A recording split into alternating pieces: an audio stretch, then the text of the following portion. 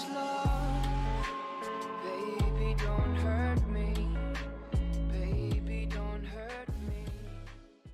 Hello everybody, and thank you for joining me in my video today of Firewatch.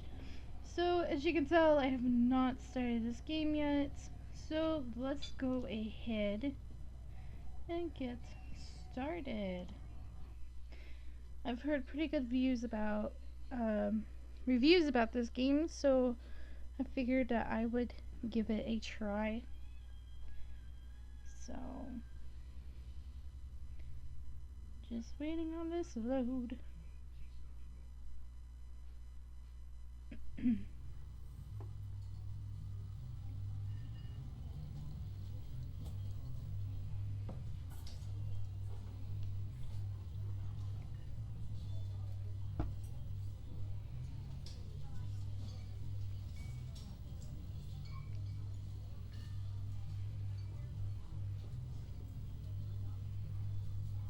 Cool. Oh, you see Julia. Alright. Oh, I gotta click it. She's about your age, late 20s, laughing, well-dressed professors and grad students from nearby CU Boulder. You, Henry, are out drinking with your pals. You approach her. You are drunk. Alright, so what's your what's your, major? You're pretty. Start there. You slur the word major and it smells like course. You give an awkward smile. Evolutionary biology, she says, and I'm a professor. Cool, you reply. What's yours? She asks. She sniffs the air.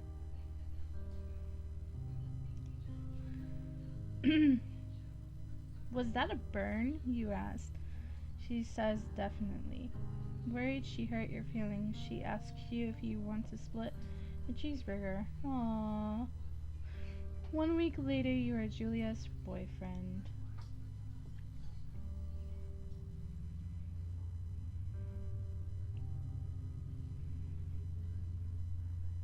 Oh. Alright, so let's put that on us.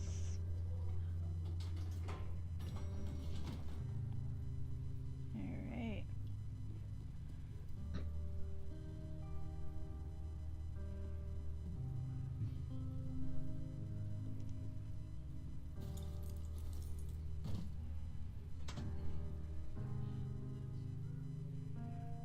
You date for over a year.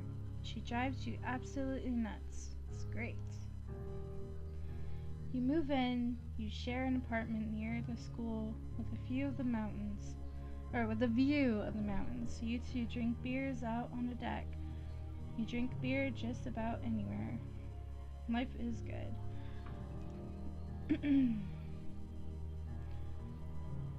So now Julia wants to get a dog. That's a scruffy, undersized beagle. Julia is in love. She runs to bring it with her to class. There's also an intimidating but gentle-eyed German Shepherd. Nothing bad could happen to Julia while walking this dog. It's badass. Alright. Should we buy her the beagle because it's something she likes, or should we get the German Shepherd to keep her safe?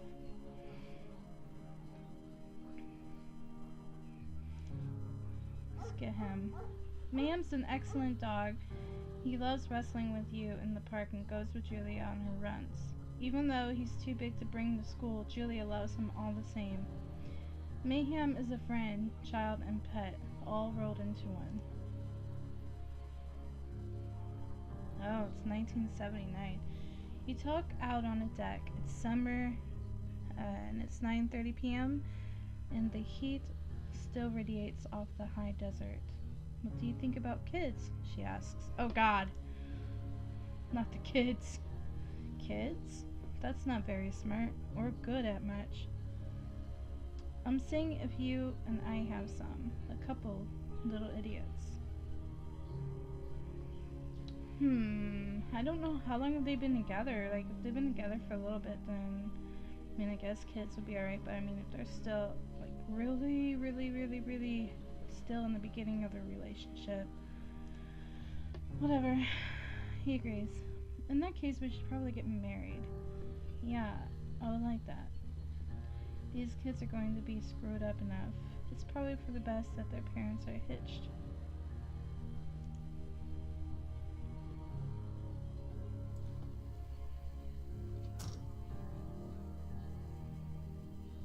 Alright.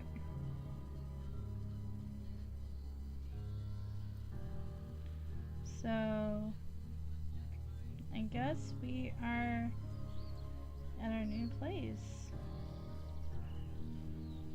This is really nice.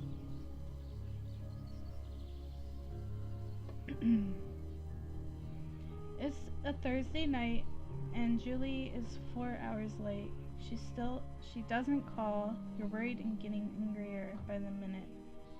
She walks in after you've gone to bed. Oh no. She's not quite drunk, but she's clearly been having a fun time.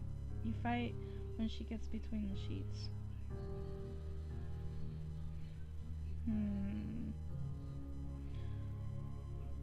Let's just ignore it, because if you continue to get upset, then it's just gonna add on more frustration and more fighting. So let's just go to bed. You don't touch each other all night. The next day you feel guilty for being so angry and ask her about her evening. She says it was great. You hold on to a tiny pillow of resentment. You make some coffee and go to work. Alright, now it's 1981. Julie still likes to draw. She draws plants from her research. She draws all the places you go. She draws you.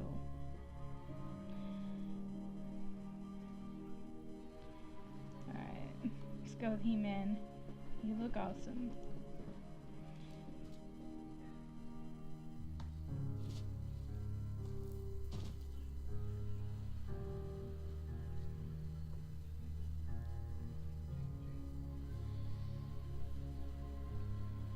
Is everything all red?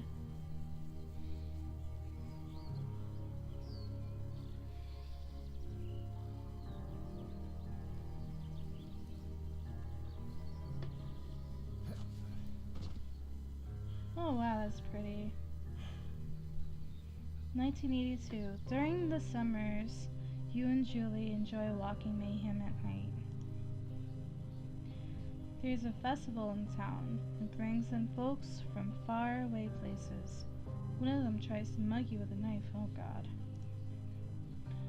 Mayhem runs away. Julie yells. She gets flustered and has trouble speaking when she is stressed. You confront the attacker. You confront. Why would you comfort the attacker? I'm just gonna say beat him in, because I mean, if someone freaking would try to attack someone I love, I mean, I wouldn't just, you know, scare them off and freaking destroy them. Your arm gets cut up, but you beat the guy to a pulp. You don't feel very tough. You cry your eyes out before the cops show up. Julia asked to take a different path from that day forward. Oh. You say okay. You don't want to go that way either. From then on, you walk by the river. So, are they done? Plans to have kids, get waylaid by work. Oh, okay. Juliet gets offered a job at Yole. Yole is it's 2,000 miles. It's in Connecticut, 2,000 miles away. It's a great job, associate department chair. She wants to move. You absolutely do not.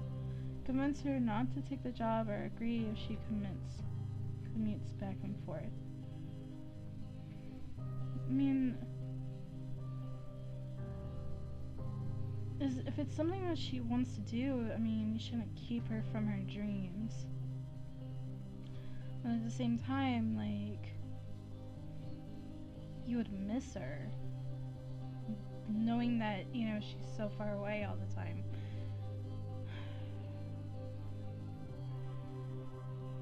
But I think it's more important to allow that person, even though you may not completely agree with it, to allow them to have a chance in their dream. So I can't keep that from her. You ask her if she'll commute back and forth. You don't want to move to Connecticut. She says that will be hard, but she'll do it if you won't move. You tell her not to pass it up if that's what she wants. She agrees. She flies back to the Boulder 3 times each semester. Julia is sent home from y'all on paid leave for having an episode. Oh no. She lost it on a colleague for borrowing books that were important to her research. She didn't remember she had happily loaned them to him just 2 days prior. She was found crying in the stairwell. Aww. You say that maybe you guys should talk to someone about it, or you make macaroni and drink wine and try to forget about it. I would say talk about it because there's obviously something going on that's bothering her. After seeing multiple doctors and having many tests, they are worried that Julia might be suffering from early onset dementia. She is only 41. Oh no.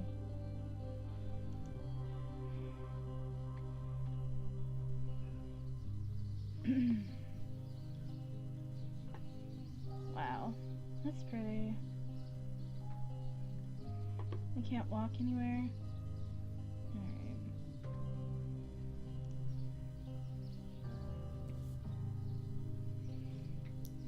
Alright.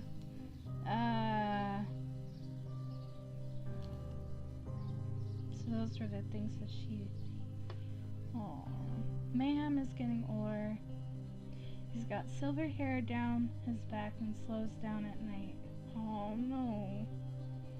You and Julia walk him to the bar to see your friends, and it feels like nothing has changed. And Julia goes back to university. Julia's affliction gets worse. She can't remember things in class. Her research is in shambles. She drives her car to the next town over for not particular reason and has to be brought home by the police. She is devastated. Some days you get the Julie who calls you a dope and your unborn child little idiots. Other days you get a stranger. She pulls you into bed and makes love. After 5 minutes she goes into a panic believing her dad is at the door. You tell her family. They are crushed and begin to make trips to and from their home in Australia to visit her. For a while, your friends come by with little things to brighten the day. She only gets worse. Alright, now it's 1988. You spend your days following Julia around the house. You count the seconds between the 2 weekly visits from Daniel, the nurse. He suggests that Julie could live somewhere else, somewhere with 24-hour care at home. It sits with you for a couple months. So do you decide to move her into a full-time care faculty, or you are determined to take care of her by yourself? My God. I'm just thinking about, like, if something like this would ever happen to my husband, like, how would I be able to handle these type of things? And I would do everything in my power to take care of him myself. I want to send him off to a home.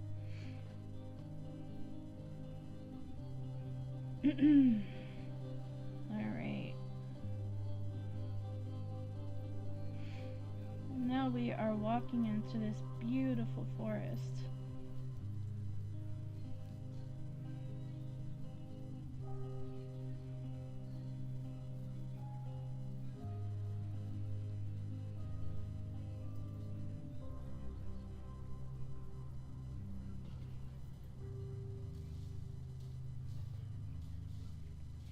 That deer was like, nope, nope, nope. It's impossibly hard. The worst is when you get mad at her. Like when she tries to cook her own food. You can't do anything without her, and she can't do anything without you. When she goes to sleep, you stay up for a few hours, drinking on the deck, watching baseball in the summer, college basketball in the winter, drinking then too. You start going out after you put her to bed. The first time you do it, you worry about her getting up and walking around while you're gone. You put a chair in front of the bedroom door. You trust that she sleeps like a rock. Shit. I don't want her to feel like she's trapped. I mean, trust is one of the best things that you can do, even though you're never completely sure on what's going to happen. But I mean, I would rather give trust than not trust. And ugh, shit. But then it's like, if she wakes up and she gets scared, what if she runs out of the house and gets hit by something, or she gets lost somewhere? Oh my god.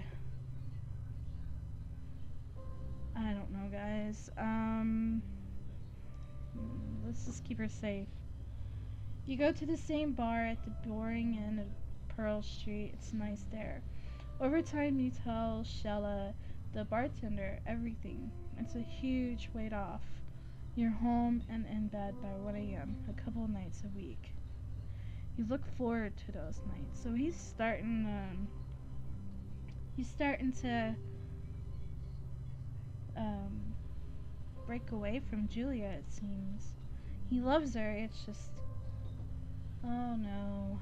1989. One night you are stopped at a DUI checkpoint. You blow a .10 and are taken to jail for the night. You consider trying to hide it, but you tell your sister-in-law, Susan. Julia's parents take the next plane from Australia. They can't believe the state your house is in. Then they tell you Julia is coming to live with them. You don't argue. You say you'll visit soon. A few weeks go by. Summer is coming and you see an ad in the paper for a job. Alright, so we take it.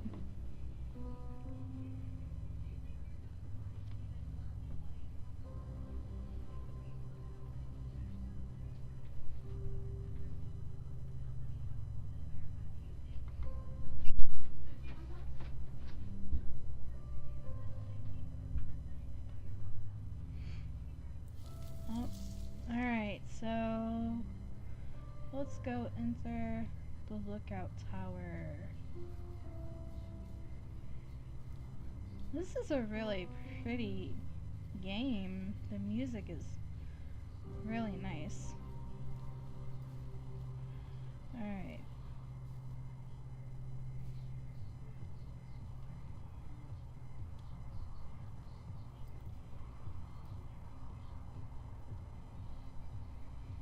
Wow. What I would freaking do to be able to see this stuff. Like, I love nature. I love everything about it. It's so pretty. Alright.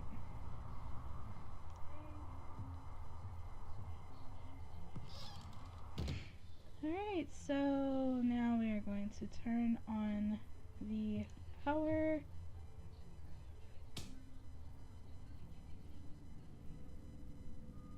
Hello, Two Forks Tower. Radio. Two Forks Tower, this is Thoroughfare Tower. Come in. Alright, hold. Left shift.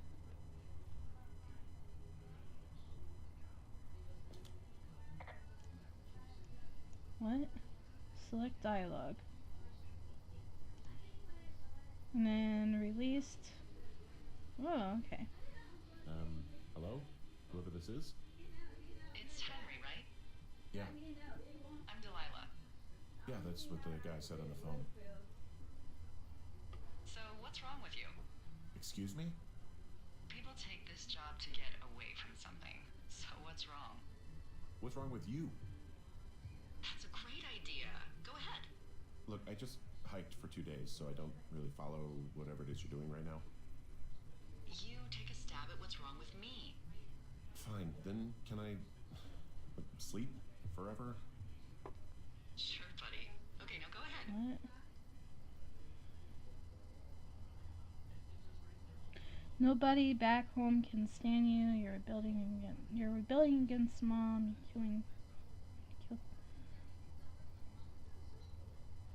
Okay, you're probably out here because nobody back home can stand you. Which, after this brief introduction, is not a big shock. Ouch. I'll chalk that up to you being tired and grumpy. Well, I'd better get some sleep then.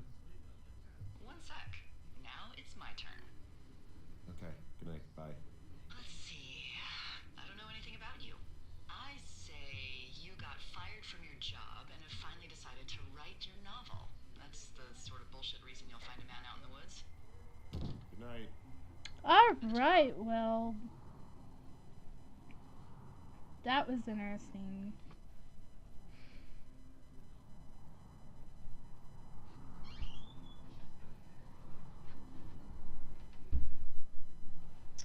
He was being kind of an asshole, though.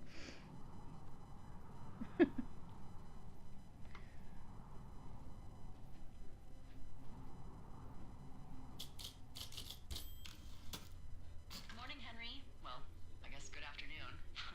You probably slept like a rock. Anyway, there's still a few hours of daylight to get some work in. I can see you at your desk. Alright, so well, call me when you're ready. guys, I believe this is a good place to stop this. This was a pretty good, oh wait, is that them? Aww. Well, anyways, this is a good place to stop. I really hope you guys enjoyed it. I will try and play this a little more often. You guys have a great night, and I will talk to you guys some more later. Bye.